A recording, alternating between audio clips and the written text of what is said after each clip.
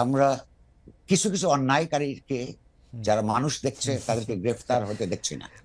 তো বলতে আমরা রাষ্ট্রে সরকারের ওই চোখ নাই নাকি, যে দেখার ক্ষমতা নাই? আচ্ছা, হ্যাঁ, আচ্ছা, এখন যেই সরকারের চোখ অস্বচ্ছ, সেই অস্বচ্ছ চোখ দিয়ে তো আপনার এই সরকার যেই ভূমিকার জন্য মনোনীত হয়েছেন, সেই সরকারের স্বচ্ছতা অপরাপর যে কোনো সরকারের চাইতে বেশি থাকতে হবে। কারণ হচ্ছে উনি খালি রুটিন কাজ হিসেবে প্রতিদিনের যে দায়িত্ব সেটাই পালন করবেন না, ইতিহাসের একটা ক্রান্তি লগ্নে যেহেতু ইতিহাসকে একটা মৌলিক পরিবর্তনের দিকে এগিয়ে নিয়ে যাবার দায়িত্বে নিয়োজিত, তাকে অন্যদের চাইতে 10 গজ 40 গজ দূরে ইতিহাসটাও দেখতে হবে।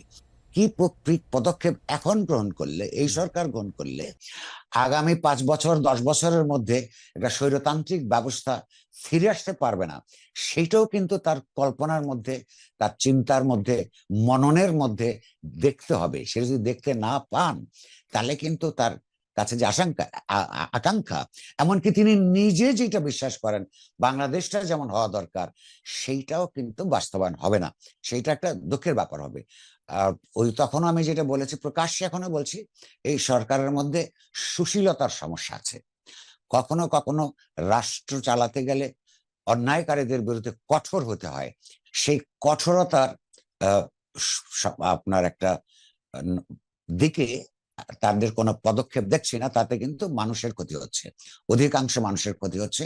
এইটা যদি তারা উপলব্ধি করেন এবং স্বচ্ছতা আনানোর জন্য নিজেরা চিন্তাশীল হন, দৃষ্টির, রাজনৈতিক দৃষ্টির, অর্থনৈতিক দৃষ্টির, সবচেয়ে বড় কথা বাংলাদেশের অতীত ইতিহাসের দিকে তাকিয়ে বাংলাদেশের স্বাধীনতা যুদ্ধের যে মৌল চেতনা, একটা সমতা ভিত্তিক সমাজ, অর্থনীতি, সমাজে ন্যায় প্রতিষ্ঠা, মানুষের নাগরিক মর্যাদা প্রতিষ্ঠা, এগুলোর কথা মনে রেখে সেই স্বাধীনতা সংগ্রামের ধারাবাহিকতায় সেইগুলো প্রস্তাব বাস্তবায়নের জন্যই এই দেশে বারবার সংগ্রাম হচ্ছে। তার মধ্যে সর্বশেষ সংগ্রাম কিন্তু তারই অংশ। ফলে অতীত এবং ভবিষ্যৎ দুইটা কল্পনা করে তাদের কাজ করতে হবে। তা না হলে অনেকের আশঙ্কা যে এবারও তেমন কোনো উন্নততর ব্যবস্থায় আমরা যেতে পারছি না, সেটা প্রমাণিত হবে। সেটা তাদের জন্য ভালো নয়, দেশের জন্য তো নয়। কবির ভাই, আমি অর্থনীতিতে যেতে হবে খুব দ্রুত, তারপরেও আমি একটু পলিটিক্স নিয়ে একটু আপনার কাছ থেকে একটু জানতে চাইবো যে অনেকেই বলতেছেন যে, যেমন আপনিও বললেন যে আসলে তো জুলাই আগস্টে তো একটা স্বৈরতান্ত্রিক ব্যবস্থা থেকে বা আরেকটা স্বৈরতান্ত্রিক ব্যবস্থার কাছে ক্ষমতা হস্তান্তর হয়ে যাবে, এইটা আসলে আমাদের এরকম চিন্তা জুলাই আগস্টে আমাদের ছিল না। আমাদের চিন্তার মধ্যে যে এটা ছিল না, কিন্তু আমাদের কি এই পরীক্ষাটা নেওয়া উচিত যে আসলে আমাদের বেশিরভাগ জনগণ কি চায়, কেমন গণতন্ত্র চায়? এখন এখন ঘটনা হইতেছে, আমাদের বেশিরভাগ জনগণ যদি একটা ভালো ভোটের মাধ্যমে, সেটা যেরকম সরকারই হোক, ইসলামিক সরকার হোক, বিএনপি সরকার হোক, আওয়ামী লীগ সরকারকে আমি আর সিনে দেখি না, তারা তো আসুক, তাহলে সেইটার ক্ষেত্রে তাকে ফেসিলিটেট করাই এই সরকারের কি উদ্দেশ্য হওয়া উচিত, নাকি সরকার, মানে এটা কি মনে হয়, মানে এটা একটা জনপ্রিয় একটা তর্কে পরিণত হয়েছে যে আগে নির্বাচন, আগে সংস্কার, এরা এসে কিছু করে যাবে কিনা? আপনার টেকটা কি কর ভাই এটা নিয়ে? আমার মনে হয় দুইটা একটা সমান্তরাল ভাবেই চলতে পারে। আর তার আগের প্রশ্নটা যদি আমি একটু অ্যাড্রেস করতে চাই খুব অল্প সময়ে, জনগণ কিন্তু কি চায় সেটা হয়তো রেফারেন্ডাম হয় না আপনি বলতে পারেন, কিন্তু জনগণের যে ভাষা, আর যারা এই যে তাত্ত্বিক ভাবে কথা বলেন বা এমনকি আপনি আমিও যে ভাষায় কথা বলি, তাদের আকাঙ্ক্ষা কিন্তু একই ভাষায় অভিব্যক্ত হবে না। কিন্তু আমাদের কিছু অনুমান, ইতিহাসের অভিজ্ঞতায় আমরা কিন্তু অনুমানের ভিত্তিতেই কতগুলি আপনার অভিজ্ঞতা এবং অনুমানের ভিত্তিতে কতগুলো কনক্লুশনে যেতে পারি। ধরুন, যখন একটা মোটামুটি ভাবে নির্বাচন হতো, তখন আমরা দেখতাম যে 5 বছর পরে আরেকটা সরকার পতন হয়ে যায় নির্বাচনের মাধ্যমে। দেখেছি, আমরা এই দেশেই দেখেছি। আচ্ছা, এটা কেন হয়? তার মানে হয় যে সরকারের কাজে মানুষ সন্তুষ্ট থাকে না। তো সরকার কি ধরনের কাজে সন্তুষ্ট থাকে না, সরকারগুলো কি ধরনের কাজ করে? প্রথম কথা হলো, জনগণকে সরকার পাত্তা দেয় না, এখানে জবাবদিহিতার ব্যবস্থা নাই। অর্থাৎ একটা দেশে গণতন্ত্র আছে কিনা, একটা পুরনো কথা যদিও, কিন্তু অনেক পুরনো কথাই নতুন ভাবে আসে এবং নিরন্তর বলে যেতে হবে। সেটা হচ্ছে যে গণতন্ত্রের সরকার কিনা, গণতান্ত্রিক সরকার কিনা, তার দেখার অনেক মানদণ্ডের মধ্যে একটা হচ্ছে সেই সরকারটি জনগণকে ভয় পায় কিনা। জনগণকে যদি সরকার ভয় না পায়, বুঝতে হবে সেখানে গণতন্ত্র অনুপস্থিত। আর জনগণ যদি সরকারকে ভয় পায়, তাহলে বুঝতে হবে যে ব্যবস্থা অলরেডি স্বৈরতান্ত্রিক, এখানে কোনো গণতান্ত্রিক ব্যবস্থা নাই। তো মানুষ এমন সরকার চায় না বলেই যাকে ভয় পেতে হবে, এ কারণেই সুযোগ পেলে বদলে দেয়। এখান থেকে আমরা ধরতে পারি যে এই দেশের মানুষ বারবার আন্দোলন করেছে এমন ধরনের একটা সরকারের জন্য যেখানে জনগণের কাছে তার একটা রাজনৈতিক, অর্থনৈতিক, সাংস্কৃতিক জবাবদিহিতা থাকবে। অর্থাৎ না থাকলে তার আবার পরের বছর ক্ষমতায় না আসবার ভয়টা সরকারকে থাকতে হবে। তার জন্য তো নির্বাচন ব্যবস্থায় পরিবর্তন আনতে হবে। আর আপনি কি বিশ্বাস করেন? আমি করি না এমন কোন রাজনৈতিক দল যে নিজে গণতান্ত্রিক নয়, যার নিজেদের নেতৃত্ব গণতান্ত্রিক নির্বাচনের মধ্য দিয়ে আপনার বিকশিত হয় না বা প্রতিষ্ঠিত হয় না, সেই দল কিংবা একটা পরিবারের মধ্যে যে একজন যদি নেতা থাকেন, নারী হোক পুরুষ হন, তিনি যদি পরিবারের সদস্যদের সঙ্গে মৌলিক সিদ্ধান্তগুলি আলাপ আলোচনা করে না নেন, তার মতো লোক দিয়ে একটা গণতান্ত্রিক ভাবে সংসার চালানো কিংবা একটা রাষ্ট্র চালানো মোটেও না স্যার, সম্ভব কিনা? মোটেও না। মোটেও না। তাহলে যেই সংস্কারের কথা আজকে উঠছে, গণতান্ত্রিক সংস্কার, তার মধ্যে ওই প্যাকেজের মধ্যে রাজনৈতিক দলগুলোকেও তার নেতৃত্ব নির্বাচনের ক্ষেত্রে, আপনার নির্বাচনের ক্ষেত্রে বাধ্যবাধকতা, আইনগত বাধ্যবাধকতা তৈরি হতে হবে। কিংবা এককেন্দ্রিক ক্ষমতা, যেমন ধরুন কবির ভাই, প্রধানমন্ত্রীর হাতে। কবির ভাই, আমি এই জায়গাটাই বুঝতে চাইতেছিলাম যে আমাদের জনগণ কি ওইটা চায়?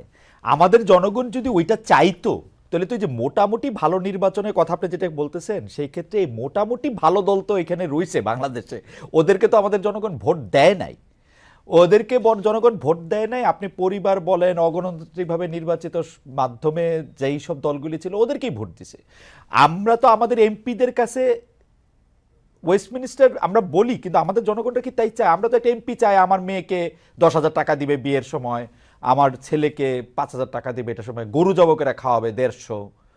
তো আমার চাওয়াটা তো আপনি যদি এখন ঠিক করে দেন কবির ভাই, তাহলে তো আমি একটা আদর্শ হয়তো পাবো, কিন্তু এইটা কি আমাদের জনগণ চাইতেছে কিনা সেইটা আমার একটু বুঝতে। আমার মনে হয় চাইছে বলেই যখন পায় না, তখন সে তার নগদ সুবিধাটা দেখে। সে যখন জানে যে ভোটের আগে আমি প্রার্থীর কাছ থেকে যেটুকু পাওয়ার পাবো, এরপরে সে আমাকে পাত্তা দিবে না, তখনই সে হচ্ছে পয়সাটা নিয়ে নেয়, ভোট প্রসেসটা করাপ্ট হয়ে যায়। কিংবা আমার একটা তো কথা আপনাকে মানতে হবে, সারা দুনিয়ার জন্যই সত্য, জনগণ হিসেবে, সাধারণ জনগণ বলতে আমরা যা বুঝি, রাজনৈতিক দলগুলি তুলনামূলকভাবে সচেতন হবার কথা, সংঘবদ্ধতার কারণেও এবং তার চৈতন্যের বিকাশের কারণেও। নেতৃত্ব যদি গণতান্ত্রিক নেতৃত্ব উপহার না দেয়, জনগণ একা ভাবে, বিচ্ছিন্ন ভাবে, সে তো তার কাছে আপনার জোর করে আদায় করতে পারে না। তাকে আবার সেই সংগ্রামের মধ্যে নামতে হয়। সেই সংগ্রামের জন্য আবার নেতৃত্ব লাগে। সেই নেতৃত্ব তো প্রতি বছর একটা করে আপনার গণভ্যুত্থান হবে না, এবং হয় না ইতিহাসের মধ্যে। তো এখন প্রশ্ন হচ্ছে যে নেতৃত্বকে তো নিজের সচেতনতা বোধ, দেশপ্রেম ইত্যাদি থেকে কিছু সিদ্ধান্ত নিতে হবে যেটা জনগণ মুগ্ধ হবে। সেই দায়টা তো তারা এড়াতে পারে না। তারা রাষ্ট্র ক্ষমতা ব্যবহার করে বৃত্ত এবং বৈভব গড়ে তুলবেন, আর অন্যদিকে বলবেন জনগণ তো আমাদের কাছে এটা চায় নাই। কিন্তু জনগণকে তো পৃথিবীর অপরাপর দেশের উদাহরণ থেকে নিয়ে তাকে এগিয়ে যাওয়ার ক্ষেত্রে, তাকে এমপাওয়ার করার ক্ষেত্রে তো রাজনৈতিক দলগুলির ভূমিকা থাকতে হবে। কবির ভাই, আমি আপনার অনুমতিটা, আমাদের মানে আমরা মিরপুরের ইলেকশনের কথা বলি, 1991 সালে সে মিরপুরের নির্বাচন হলো, আমরা 13টা বাম সংগঠন মিলে বা 9টা বাম সংগঠন মিলে, এখন ভুলে গেছি, একটা প্রার্থী দেওয়া হলো। আমরা সবার কাছে গেলাম, সবাই আমাদেরকে বললো ভোট দিব, কারণ আমরা সোকল ভালো ছাত্র ভালো ছেলের দল। কিন্তু আমরা দেখা গেল যে নির্বাচনে সেখানে দাঁড়াইছিলেন জনাব হারুন মোল্লা, ডক্টর কামাল হোসেন নৌকা থেকে, হারুন মোল্লা বিএনপি থেকে, এবং আমরা বাম গণতান্ত্রিক জোটের হয়ে গিয়ে হাতুড়ি মার্কা সেইখানে গিয়ে আমরা এটা ভোট চাইলাম। আমরা আমাদের কেন্দ্রে ঠিক 43টা ভোট পাইছিলাম কবির ভাই, যদিও সবাই আমাদেরকে কথা দিয়েছিলেন, আমাদের বাবা চাচারাই আমাদেরকে ভোট দিবেন, যেই 43 জন আমরা এটা করতাম সেই 43টা ভোটই আমরা পাইছিলাম। এবং তারা সবাই কিন্তু বলছিলেন যে আমাদের প্রার্থী ভালো, ডক্টর কামাল হোসেনের কোনো আশা নাই, হারুন মোল্লারে তো আমরা চিনিই না, কিন্তু দিয়ে নাই কিন্তু একজনও ভোট। আচ্ছা, 43 ভোট অনেক ভোট পেয়েছেন। না, আমরা 43 জনই করতাম, পুরো সংগঠন 43 জনই, একটা ভোট আমরা আনতে পারি নাই অন্য মানুষ থেকে। আচ্ছা, তার মানে হচ্ছে একটা ভোট আনতে পারি না। এটার অর্থ আমরা নানান ভাবে দেখতে পারি, অথবা দুভাবে তো দেখতে পারি। এইটার জন্য কি জনগণ আমাদেরকে কেন ভোট দিল না এর জন্য দায়ী করব, নাকি জনগণকে আওয়ামী লীগ বিএনপির চাইতেও বেশি করে আমরা অ্যাপিল করতে পারি না, কোথাও একটা ভুল আমাদের আছে, সেই দিকে আমরা নজর দিব? এটা একটা সিদ্ধান্ত নেবার ব্যাপার। দ্বিতীয়ত হচ্ছে, আপনি আর আমি যদি সারাদিন তত্ত্ব কচলাই, তাদের পক্ষেও বলি, আর তার যে দৈনন্দিন সংগ্রাম, সেই দৈনন্দিন সমস্যার মধ্যে ওই পাড়ায় আমার উপস্থিতি না থাকে, তাকে যদি সারা জীবন তার পাশে না দাঁড়ানোর